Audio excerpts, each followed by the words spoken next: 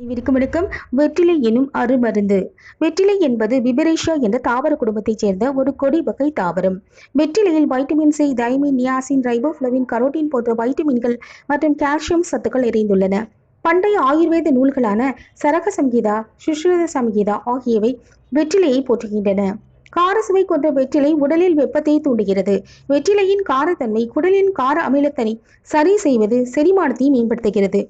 குடலில் இருந்து கழிவுகளை எளிதாக வெளியேற்றி வெற்றிலையை நசுக்கி இரவில் தண்ணீரில் போட்டு வைத்து காலையில் வெறும் வயிற்றில் அந்த தண்ணீரையும் குடிக்கலாம். இவ்வாறு செய்தால் குடல் தூய்மை பெறுகின்றது. நாம் உண்ணும் உணவில் உள்ள வைட்டமின்கள் மற்றும் ஊட்டச்சத்துக்களை உறிஞ்சி உடலானது சத்துக்களை பெற வெற்றிலை தூண்டுகின்றது. வெற்றிலை சாறு குடித்தால் இருமல், சளி நீங்கும். வெற்றிலையில் காணப்படும் ஆன்டிமைக்ரோபியல் என்ற தன்மையானது பற்சிதைவு ஏற்படுத்தும் பாக்டீரியாக்களை அழிக்கின்றது. உணவு உண்டபின் வெற்றிலை போடுவதால் வாய் துர்நாற்றம், பல்வலி, ஈறுவலி, வீக்கம் மற்றும் வாய்வலி தொற்று தடுப்பதாக கூறுகின்றனர். நீரிழிவு நோயாளிகளுக்கு இரத்த சர்க்கரை அளவை குறைக்கும் திறன் வெற்றிலைக்கு உள்ளது என்று சமீபத்திய ஆய்வுகள் தெரிவிக்கின்றன.